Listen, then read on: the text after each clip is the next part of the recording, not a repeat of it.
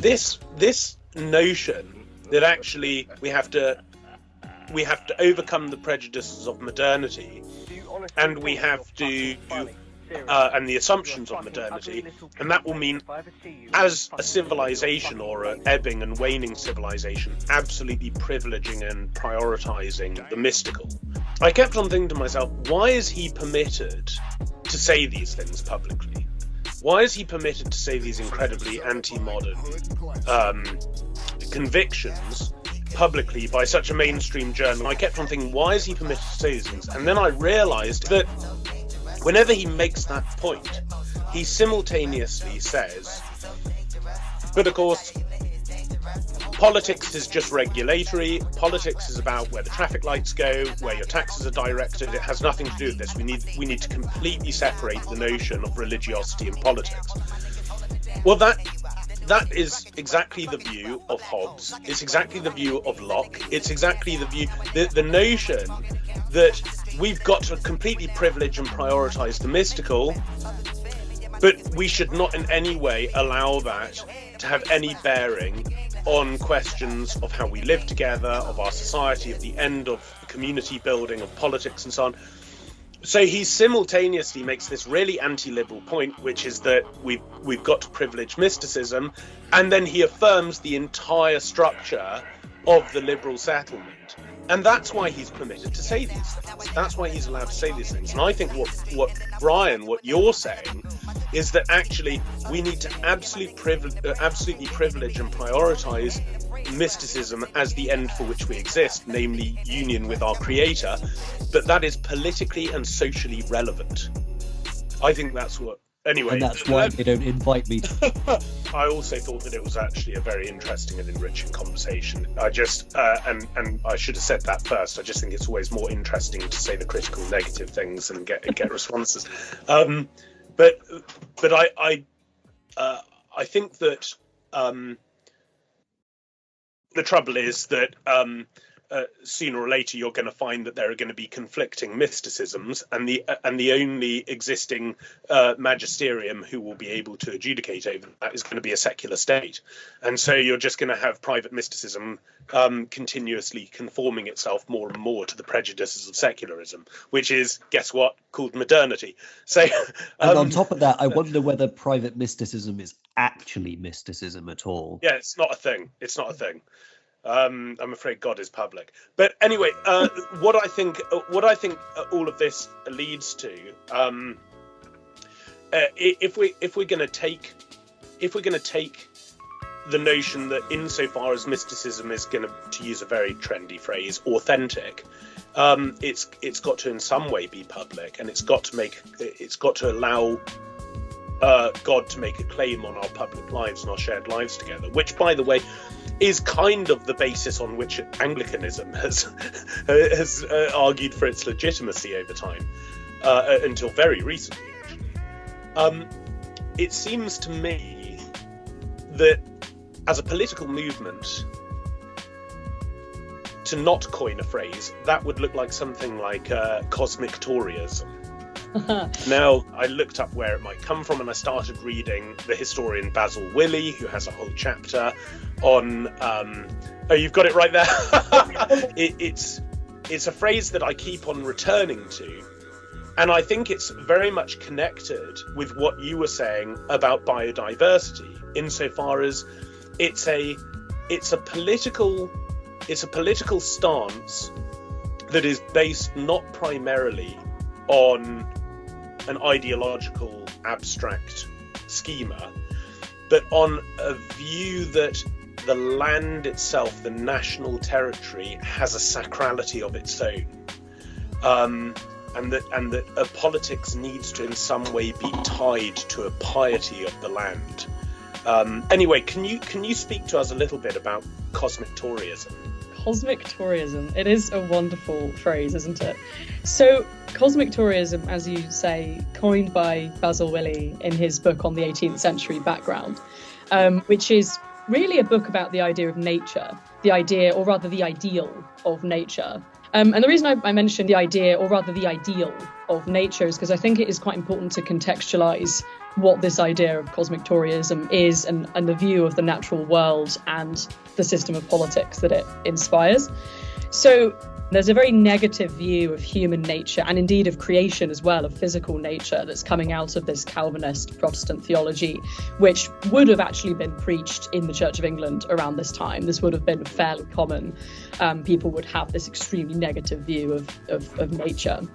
And so what you start to see in the 18th century and the 17th century with the Cambridge Platonists is basically a reaction against this view, saying basically a reaction against this extreme Protestant theology, which says, actually, no, human nature is not completely depraved. There is a divine spark within us. There's this Christian idea of synderesis. There's a kind of natural God consciousness that is within all of us. And also looks at the idea of human reason and says actually reason in the Platonic sense of nous or nous, I never know how to pronounce it, is essentially something that we have, this reason that's in communion with divine reason.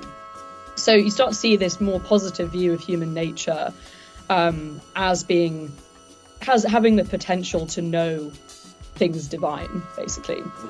And so on this backdrop, you have the Earl of Shaftesbury, the third Earl of Shaftesbury, Anthony Ashley Cooper, who's very influenced by the Cambridge Platonists, very critical of Hobbes, quite critical of Locke, although it's interesting because he was actually tutored by Locke, and as far as I can tell, maintained a close relationship with Locke, which may be why he wasn't publicly that critical of him, even though clearly diverges from him in a pretty major way.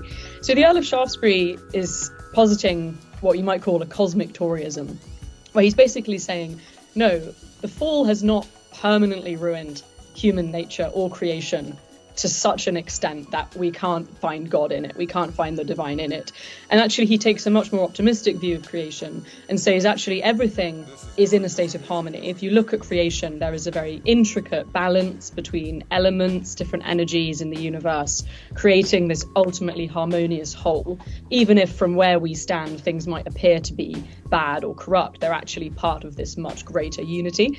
And in this view, he's very influenced by Plato and particularly the Timaeus. So the Timaeus is Plato's cosmological work, which basically asserts that the whole cosmos is in this state of divine harmony. Everything's been finely tuned in different proportions. It's a very musical vision of the cosmos as really a good and positive thing. So cosmic Toryism, how that relates to politics, you end up with this imperative of saying, well, if the universe is of such a metaphysical structure, then we human beings existing as a microcosm of that structure ought to try and mirror it and try and build a society that is in accordance with it, right? So I think that's is that kind of a helpful starting point of cosmic Toryism? Well, it certainly, and so cosmic Toryism, I think it's important to emphasize, is not it's not a political faction. It's a philosophical, spiritual worldview. We all exist as links in a great chain, and he says, you may bite your chains if you will, but of course, you know, if you try and bite a chain, as we all know, you don't destroy the chain, you just shatter your teeth. Yes, it is more of a metaphysics, actually. Yeah, exactly. Than a partisan ideology, and I'm so glad you mentioned Rousseau. Rousseau, of course. Rousseau, you know, if only we get back to nature, we'll discover that we're these kind of perfectly pure tribesmen, free of the kind of hierarchical structures of a received traditional society, and we will just have this kind of egalitarian paradise, you know. Absolutely. I'm so glad you mentioned Rousseau, because that is exactly what I was trying to gesture towards. I think from Rousseau onwards, you get this idea of a state of nature in this very positive light, you know, that noble savage ideal, which ends up actually being a refutation of civilization altogether. And I think it's important to emphasize that Shaftesbury doesn't hold that view, because yes, he has an idea of a nature, a capital N nature, a nature of man, which is really a rational nature. But for him, for Shaftesbury, that nature is something that has to be perfected through think liberal education is actually something that he cites. We actually need education, we need discipline to refine that latent perfection which is there within our nature. And there's a really lovely quote: "The grace of a trained dancer is more natural than the uncouth movements of the rustic." Yeah. So I think sums up his view of nature really beautifully, which is when Shaftesbury speaks positively of human nature, he's not literally referring to just our kind of savage, just our impulsive whims that we might express in a kind of pre-civilized context. He's referring specifically to nature as it is perfected through reason and virtue and liberal education. Which, of course, is, Edmund Burke says famously, and Maistre quotes it in several places because he loves it. Burke says, "Art is man's nature," and Burke's point is that actually the nature-art distinction is a very confusing one when you're dealing with human nature, because it is natural for us to create architecture. It is natural for us to wear clothing. It is natural for us to do all of these things. And insofar as we seek to perfect our nature, we will be bringing nature to perfection through an artistic project, or whether that be art in the sense of the liberal arts, the artistic formation of our minds and the habits of the intellect and so on, or visual arts, or whatever it is. This is actually what human nature does, right? It's not something artificial, right? Cosmic Toryism is the particular genius of the various peoples of Britain embodying and realizing in a community what is like the Sophianic conception of reality, right? As the unfolding of the wisdom of God, right? As the whole of the universe is, as it were, the materialization and realization of Holy Sophia. What does that look like in particular communities? And I mean, it's very interesting talking about how that can only be realized through the artistic project of human nature in creating its own distinct architectures and its ways of settlement and its forms of education. And I'm sorry to conclude all of this stream of consciousness with a negative point, but this is why I'm starting to wonder whether someone like Kingsnorth is a kind of Trojan horse, because in the end, what I want to see, if this doesn't sound too ideological, what I want to see is mysticism as politically and civilizationally relevant. I want, if we're going to have a democratic age, I want a political class that go on long retreats and they tax and they do public penances and they tax the nation so that they can fund the building of monasteries across the land, and they institute public feast days and they bless the fields, and like I want a political settlement in which the union of the members of the state with their creator is deemed relevant to public discourse. And I think what I've just said is a fairly decent attempt at a modern articulation of cosmic Toryism. It sounded like your cosmic Tory leadership pitch. They live stream it on GB News, like the Conservative leadership election, and that's what you come out and say. And I wonder whether in this modern epoch of abstractionism and virtual reality, where we're becoming more and more disassociated from the experience of the particular, we're just going to it's not that these oak trees are disappearing, or I mean they are, but it's not that the world of the particular is going. It's just that we are developing a film over our eyes so that we no longer are able to develop a Sophianic conception of the world. But we're aware of that, and we're becoming frustrated and traumatized as a consequence of it. And now what seems to be happening is this deep appetite, and I see it everywhere, this deep appetite to have this encounter with the mystical meaning of the cosmos as it is instantiated in the particular. And I want to invite all of our listeners, I want to invite everyone just to go and stand under an oak tree in the morning with your dog and just look at it and commune with it and see the unfolding of the Godhead in this incredible expression of himself that he holds in being, and he wills it, he wants it to be there, and he wants us to have an encounter with him through his creation, and then see whether ask oneself questions. Are all of our ideological squabbles and our rubbish architecture and our plastic clothing and our, the whole modern world that we've created, is it the only option available to us in this deracinated modern settlement that we've established? And if there is another option, what would it look like? That, I think, is what the whole conversation about cosmic Toryism is kind of alluding to, that there might be another option in modernity.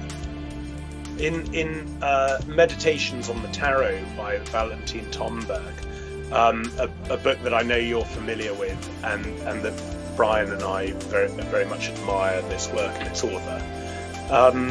The first meditation, because he actually calls this work a body of spiritual exercises. So the book is meant to be read as a retreat, actually.